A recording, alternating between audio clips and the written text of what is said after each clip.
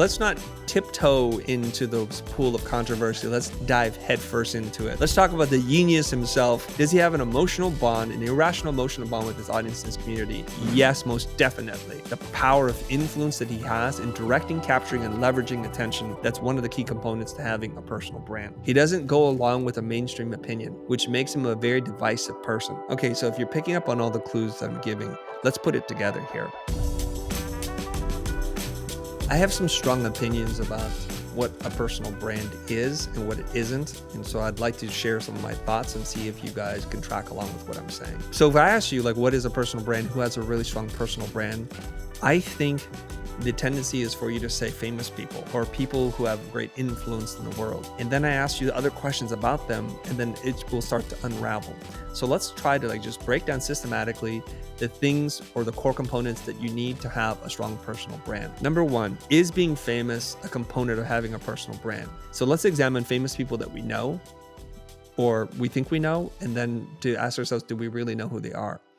And the number one component that I keep coming back to is, do we have a strong emotional connection, a sense of knowing this person, that we know this story, that we can relate and identify with them, such that we would be willing to go out of our way to buy their books, to wait in line to see their movie, or to attend a concert or a workshop that they're doing. This is critical.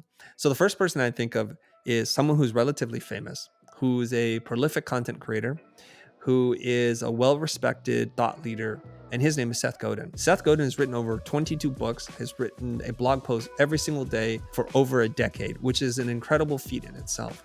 I have great admiration for Seth Godin. In fact, we've had him as a podcast guest here on this channel. The question is, what do we know about Seth Godin outside of his subject matter expertise? And the answer is very little. I'll ask you a couple of questions. Is he married? We think so. What's his wife's name? Does he have children? How many children does he have? What are their names? Does he have a pet? What are his interests and hobbies outside of observing things and writing about things that relate to marketing in the 21st century? Then it becomes really opaque. So Seth Godin, arguably, is a famous person, is a sought-after public figure who has lectured all over the world on some of the biggest stages in the world. But the question I have for you is, does he have a strong personal brand? I think this is a good clue as to how we start thinking about personal brands and why I think my perspective on this is so different than the vast majority of people who talk about having and building a personal brand. Let's take another person, someone that you'll most likely know if you're watching this channel, Gary Vaynerchuk. Let's run him through the same test with Seth Godin. Is he famous? Certainly he is famous. Is Gary a thought leader? Has he published books? Is he a best-selling author? Is he a sought-after speaker and also have spoken on the biggest stages of the world? And I would say probably inarguably yes, yes, yes, and yes. And he has one additional thing, as far as I know, that might put him above a lot of other people. He runs a large enterprise, a big business that does hundreds of millions of dollars in revenue, according to him. Does Gary Vaynerchuk have a personal brand? Does he have this irrational emotional connection to you?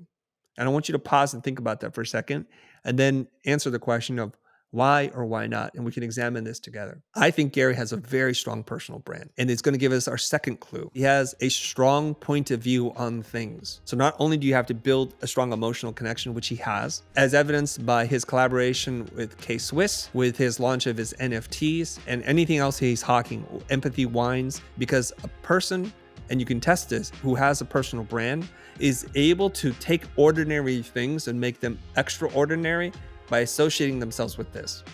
This is really critical. This is another test. So by association with something, that thing becomes more valuable. And we're going to borrow language from the corporate world here. A t-shirt, you can buy a pack of 3 for like a few bucks. And if you're really thrifty, for not a whole lot. But you can go to Target, you can go to Costco and buy a pack of 3 Hanes beefy white t-shirts for probably $10 for a pack of 3, maybe a little bit more than that. So you're paying essentially for the raw material costs and assembly and the shipping that it takes to get it to the market and some waste built into that. You're not getting a lot above that. What brands are able to do is to charge a premium above and beyond the cost of goods sold. The higher that premium, the stronger the brand. So when Gary grabs a bottle of wine, perhaps it costs him $4 or $5 to make, he sells it for $55. You could say his brand or the premium that he adds to it is that $50 difference of intangible value. And that's really, really important. So we go back to Seth Godin. So Seth Godin says, hey, here's a line of mugs. Here's a pair of shoes that I endorse and put my name on, the Seth Godin kicks. Does it command a higher premium for it? If it doesn't, then we're in trouble. And what he's doing there, Gary Vaynerchuk, is he's leveraging that emotional connection that you have with him. I guess your desire to reciprocate the value in which you've received. And you tell yourself you're supporting this artist, this designer, this creative, this thought leader by purchasing the things that they have endorsed or put their name behind. Really important. He can take a piece of information and send it through the Gary Vaynerchuk filter and then produce a message that in essence has the same meaning, but sounds very much like a Vaynerism. This is important. And there's Godinisms too, but this is one of those criteria, so that what we can't do is we can't say things the way that other people say them and expect anyone to believe that there's any credibility that we have a personal brand. We need to have a strong point of view. Let's not tiptoe into the pool of controversy. Let's dive headfirst into it. Let's talk about the genius himself, the one and only Ye. We're talking about Kanye West here. Does he have a strong personal brand? If we use the same metrics in which we've been looking at, let's run it through and see how strong his personal brand is. Undoubtedly, with the drop of Vultures Volume 1 and 2, his collab with Ty Dolla $ign, his fallout and rehab, and then fallout again with Adidas, and with the line of clothing and the shoes with Yeezy, and his genius marketing plan. Let's kind of figure it out. Number one, does he have an emotional bond, an irrational emotional bond with his audience and his community? Yes, most definitely. How do we know this? How do we know that? Well, because every time he does something, we all care. We care about it in the trades. We see it in the tabloids. We go to concerts. We read articles about him. We'll watch videos about him. And there's this constant feed of Kanye West news. He's lost his mind. He's battling mental health. He's in and out of relationships. You know, he's dabbling as some kind of auteur with music and now with fashion. So most definitely we care. There's a hyper sense of attention or focus on whatever Kanye does. So clearly he has mastered personal branding, because whatever he wants to talk about is what we'll be talking about. That's how powerful he is. Put aside all the crazy stuff he said. We're not here to judge whether or not what he's saying is good or bad. It's just the power of influence that he has in directing, capturing, and leveraging attention. That's one of the key components to having a personal brand. Does he have a strong POV? Clearly he has emotional bond. Does he have a clear POV?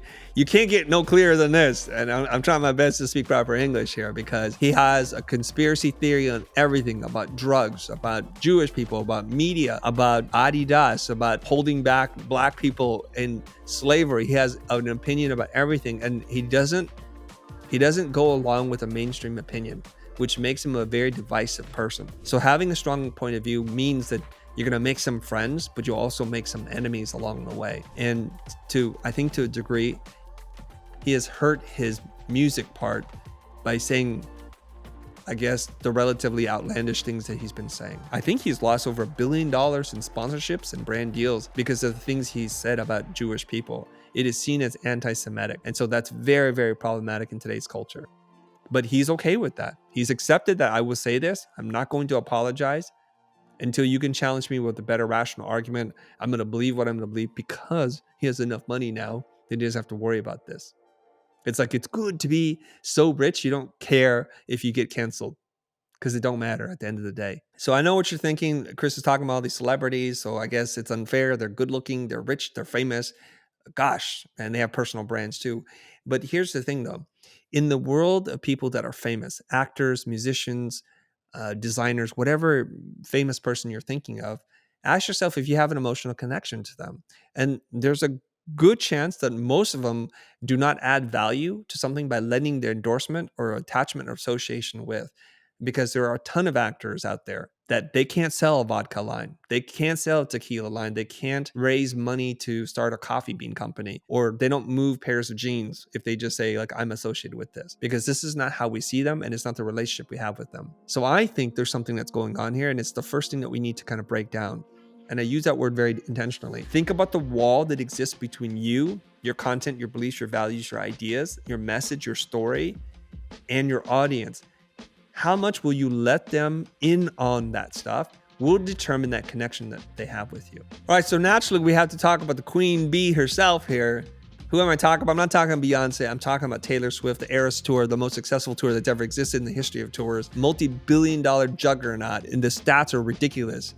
People were reporting that the Swifties were shaking the ground by jumping up and down, that it registered on the Richter scale. I mean, you're talking about seismic activity of personal brand, literally felt. You can't get no better than this. This is ridiculous levels of personal branding. She's done a lot of beautiful things in order for her to achieve this kind of status. Now, first of all, I think there is undeniable talent there. A gift for storytelling, for writing hooks that are catchy, and being able to consistently produce chart-topping singles. What I saw in the Eras Tour, which is a 3-hour-long concert film, is someone who's a master at their craft. She's brought you into her stories, her heartaches, her love stories, and she is able to make women and men of all ages feel like she is their champion, that she creates space for them to be them, and she invites you in on this thing.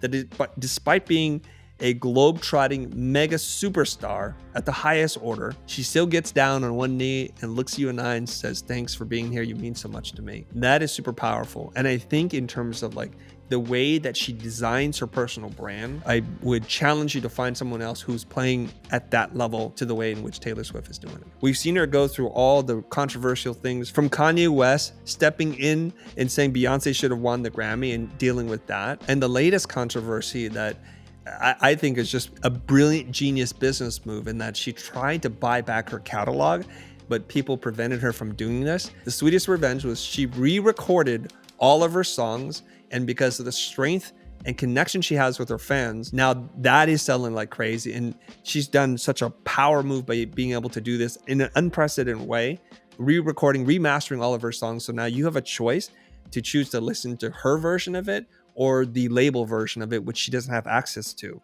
And this culminates in this beautiful moment that she launches into the Eras Tour, which is a 3-hour-long concert that is doing billions of dollars, that is quite literally shaking up the world. Before I get into the tactics on how we do this, because I'm dropping clues, if you're paying careful attention, you'll start to see a pattern happening here. Okay, so if you're picking up on all the clues that I'm giving, let's put it together here. I think there are 3 essential traits that make for a very attractive character, not in physicality, but attractiveness, like we're drawn to them, like magnets. We're just drawn to them, or as they say, moths to the flame. Number 1 is they have high self-awareness, and on top of that, they have high self-acceptance. So they need to know who they are and to love the parts about them that are both good and bad. The problem with some celebrities is they have self-awareness, but they don't have self-acceptance. They're fighting that. So they're building a barrier, that wall that keep us away from them. They don't want us in there. It's a close cousin, but number 2 is this idea of self-confidence. And self-confidence is not what you think it is. Self-confidence is a belief in your skills to solve a problem. You have a process and way of looking at the world that you know you can solve most problems. It's not about having a high opinion of yourself or being arrogant or treating people poorly. It's not about that at all. And number 3, probably the most important of all, which is a theme you're going to see here, is a degree of vulnerability. You feel like they're not going to keep anything away from you. So there's another word for vulnerability. It's called transparency. There's good things that happen in my life, and there are bad things that happen in my life. I'm going to dish both out to you in equal measure so you know what's going on. The opposite of which is like you're some kind of sociopath, where we can see that there's a person behind the eyes, but they feel dead to us. Like we don't understand. So you need to know this. If you want to build a strong personal brand the way that I'm talking about here, you have to be willing to let people into those low moments as well as the high moments. We have to dance with both. Now I'm going to point out something here. We might have mentioned in this previous video, but Pixar has this rule. It's the 22 rules of storytelling, and they're the most successful studio of all time with multi-million, multi-billion-dollar hits. And their 22 rules of storytelling, guess what rule number 1 is? Rule number 1 is that people admire characters more for their struggles and their failures than they do for their success. This is why it's important to have a character that is working through their problems, is not perfect. And I think this is why characters like Superman are not relatable, but characters like Bruce Wayne and Peter Parker are highly relatable. We can see ourselves in some small way in these characters because they're just dealing with problems just like us. If self-confidence, self-awareness, and self-acceptance and vulnerability, transparency are the most important components that I'm saying about becoming an attractive character, These are things you're going to have to define in yourself if you want to have a shot at developing your personal brand. This is not easy work. This is the work of a lifetime. And I do want to say this. This is not an indicator of age, because there are some people who are very young, like chronologically speaking, maybe even in their teens, who have high self-awareness, high self-acceptance, and I can't explain how they're able to come to this place. And then conversely, people that are much older in their 50s and 60s who are still wandering the earth, not knowing who they are, not knowing what their beliefs are and what they stand for. They haven't done that work. I can't explain why, but it's not an indicator of age. And there's this great line, because Dune is happening, right? There's a line from Dune that has followed me since I was first introduced to Frank Herbert's work, which is this line. It's very important. The sleeper must awaken. And we think it's a lesson from Paul's father, Duke Leto Atreides. At least it was portrayed that way in the David Lynch version. But in Denis' version, it's like his mom repeating this line, the sleeper must awaken. And I think that's such a powerful line that I think, and you've heard me say this before, we're all just sleepwalking through life. We're not really aware and awake in the present moment. And it's a wild thing, because I ask people, what'd you do today? Did you notice this thing that just happened across the street? And I do this with my children. I do this with my wife. I do this with my friends. And they're like, what are you talking about? They're not noticing things. They're not paying attention to what's going on. And I think they're just sleepwalking through life. So the sleeper must awaken. How do you awaken? I was having a debate with one of my friends who thought they had high self-awareness, when actually they were really high on self-conscious. And there's a difference between self-conscious and self-awareness, okay?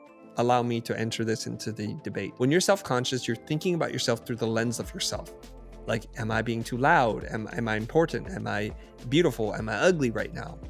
But self-awareness is being able to perceive yourself from the eyes of other people. So when somebody says, I have low self-awareness, it means that you're talking, but no one's interested, but you just keep talking more and more. You're not reading the audience. You think you're funny, charming, and you're telling captivating stories, but they're all falling asleep, but you can't see that, so you keep going. Like, the opposite of this is people who are on the spectrum. Like, one of the guys that used to work for me, he's a cinematographer. He would literally walk in front of the crowd, block the band, and take the shot and not feel any sense of the heat that most of us would feel, which would cause us to sweat. He had low self-awareness. How do we develop this? Well, we can be more observant and ask people what they're thinking and feeling. And we have to be able to pick up on some of the social cues that most of us are able to develop, I guess, in the neurotypical space, can develop. If you're neurodivergent, it's going to be a little bit harder, but you can learn these skills as well. What comes natural to people may just require a little bit more effort from you to be able to figure this part out. So when you have high self-awareness, you know how you're coming across to people, and you have to make certain decisions like, am I okay with this? Knowing that sometimes I say things that can be a little bit abrasive, am I okay with that? And that's the next step. It's because I think one of the most attractive things that a person can have outside of self-confidence is high self-acceptance. Do I love me for being me? Now, I'll tell you this. I was reading a book by Brian Tracy, The Psychology of Sales, and he says one of the most important discoveries of the 20th century in psychology was the development of this concept called the self-concept. Who am I and what makes me me? This is a tricky thing because we can spend most of our lives not knowing who we are because we haven't taken the time to reflect on the things that we think about. We just experience life without reflection. And this is a really important component of it. So one thing that you can do is you can probably start journaling, to start making a habit of cataloging your ideas and your experiences, and then taking a break and then looking back on what you wrote 2-3 weeks ago and asking yourself if those things are true. Is this how other people saw you, or is this you leaving your own head? I think that's an important first step, is to be able to start to audit, record, and reflect on your thoughts on a daily basis. There are going to be people who are born with this natural innate talent in understanding who they are, who are full of self-love. Maybe they're raised a certain way, but that doesn't mean that the rest of us ugly, short people are just SOL. It don't mean that. So what I've noticed is that if we study things from literature, especially in fiction, there are certain commonalities, certain patterns that exist that allow us to fall in love with characters. Just think about this. When we read a book, a novel, a work of fiction, or when we watch a movie or TV show, when the character is harmed, we feel hurt ourselves. When they're hurt emotionally, we feel great sorrow for them. And how is this? It's because the authors, the people who create these universes, these narratives that we're immersed in, understand how to create characters for us to fall in love with them, for us to care. Otherwise, we wouldn't have read their books, watched their shows, or sat in a theater in a darkened room to kind of be taken on a journey. I find that there are 4 key components. We won't have time to go through all of them in this video, but let me outline for you what they are, and we'll go deep into one of them. Number 1, every compelling character has an origin story. This is really important. And the origin story has some key components. Your backstory, where you're born, basically it's called your cultural currency. They say a lot about you and who you are, your beliefs, and your values. They may not be true, but it's what the world accepts from you. And then in the origin story, there's this moment, an inflection point, an inciting incident in their life that everything changes. There's the ordinary world that happens before. If something happens to rock their world, it's a car accident, losing of a parent, getting accepted to university, being adopted, something happens that radically transforms their lives. They're a whole different person. It's called crossing the threshold if you're a fan of Joseph Campbell and the hero's journey, the monomyth. And lastly, there are the ongoing trials and tribulations, because no one in the real world has a solution and never falls back. It's like the drug addict who continues to struggle with remaining sober. It's the gambling addict who struggles with not gambling again. So it's referred to in the hero's journey as the relapse and the resurrection, where how we fall back, but we emerge a little bit stronger. And that's the story for the rest of our lives.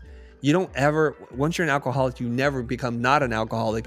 You just learn to live with it. Now, number 2, which is community and culture. The people who support you, your tribes people, your village. This includes your mentor, coaches, your teacher, your sidekicks that help you to form your beliefs, your values, and your customs. Number 3, the defining attributes of who you are and your personal brand. So if we look into the world of fiction, I'm not going to miss on this opportunity to talk about comic books and pop culture. If you think of the most enduring characters, the ones that have lasted decades long, from your father's father to your father to you and to your children, we think of superheroes, and we think of like, what is it that they have? Well, they have a credo, the things that they believe, sometimes referred to in the modern era as a catchphrase, like Simon Sinek's "Start with Why" or "Leaders Eat Last." He has so many of them. People don't buy what you do, they buy why you do. The characters have a duality of both strengths and vulnerabilities, almost in equal measure. So the characters that are really relatable, as we've talked about in real life, have a lot of vulnerabilities, things that they know aren't perfect about them. And those things make the character more complete, more textured, and more real. And we can then see ourselves in their story as opposed to at an arm's length, like easy for them to say, I cannot relate to you. They also have a way of showing up.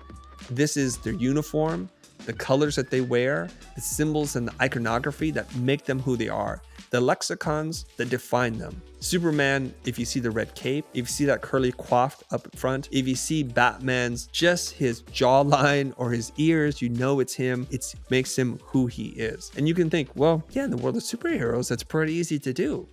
But you know, I just had this happen to me literally today. I'm sitting at a cafe, I'm talking to my friend who's a professional speaker, and somebody comes walking around. I don't notice them until they walk right up to me and it's like, hey, are you Christo? And I'm like, yeah. And he says, you know what? I was sitting behind you, and from the back, I can recognize it's you. I'm like, that's pretty powerful then, right? You want to be able to develop your uniform, your wardrobe, basically, how you look, from your eyeglasses to your hat to your shoes, such that someone can recognize who you are purely based on your silhouette, or from 30 feet away, they know it's you. So part of this is your voice, the quality, the timbre of your voice, the tone, how you speak, how much energy you have. Transmit a signal to the world, but also create what they call sonic branding. It's your signature sound. It's your signature look. Okay, and lastly, it's the enemy. So we have a community and culture that supports us. We must be able to have an enemy. Alan Dibb writes about this in his book, The One-Page Marketing Plan. He says, we have to identify the enemy in common. It's like things that we hate. We hate bureaucracy. We hate waste. We hate pollution. We hate selfish people. So if you can identify this, and I've mentioned before in my Adobe Max talk on personal branding, I said Andrew Tate has an enemy, and the enemy he labels as the matrix. Donald Trump has an enemy, lamestream media. You notice what they're doing here. They're labeling their enemies. They're calling it something. So there's a reason why I think Donald Trump is so successful in our modern political era, is because he doesn't have to tell you what he believes in. He just needs to tell you that we hate these things together. If we hate enough things together, we can rally around that. So anger as well as love are two powerful emotional drivers to building your tribe. So when we think, you know what, I'm Mr. Rogers, I don't want to hurt anybody, I don't want to say anything negative, then you don't really truly have a strong personal brand, because we're not rallying against the same things. So the enemy can be your nemesis, the one person who represents the equal and opposite version of you. Then there are people, organizations, and ideas that you're against. And the bigger the cast of characters, the more people that you're trying to take down, the more that we have in common, the enemy in common, the more powerful your personal brand is. On a personal level, people ask me this all the time. They say, Chris, you're anti-education. I said, no, I'm anti-crippling student debt. I'm all for education. The problem is not the education part. It's about how much it costs us to acquire some information for jobs that may or may not exist in structures that don't accommodate for individual learning styles that are atypical. I have a problem with that, and that is my enemy. So that's why we see the future is like private art school without the crippling debt. As soon as I say that, shots are fired. And I'm okay with making some enemies. And you need to as well. Just to recap, there are 4 key components with subcomponents, but the 4 key components are your origin story, the community and the culture that supports you, your defining attributes, which includes your lexicons and icons, and then the enemy. The enemy. I want to make these other videos, but I want to make sure that you're enjoying this video and getting value from it, and that we're not talking to the abyss. I'm going to ask you to do 2 very specific things. First, pause, like this video, drop a comment so it's good for the algorithm so more people can see it. Apparently that's how YouTube works. And number 2, copy the link, send this to someone you know and care about who needs to see this video, and tell them why they should watch this, because that would do tremendous things for our channel. Within the constraints of a video, not to fry your brains and make you bleed out of your eyeballs, I'm going to go over the 4 key components to building a strong personal brand. And in subsequent videos, if so willing, we'll go do a deep dive on each one of these 4 core components. So now you know the 4 essential components to building a personal brand that connects with people. And it relates to all the things we talked about before about celebrities or famous people or authors or influencers that we like and have built an emotional bond with. They have high self-awareness, self-acceptance, self-confidence. They're willing to share publicly, transparently, the vulnerable things, so the highs and the lows. And I want you to do something. Pay attention now to the people that you see, look up and admire, and the ones that you feel a connection to, and run the test with me to see if it holds true. And let me know in the comments if you're like, hey, I found somebody where this isn't true, or I found someone where this is absolutely freaking true. Keep me honest and accountable. Thank you. Until next time, see you in the future.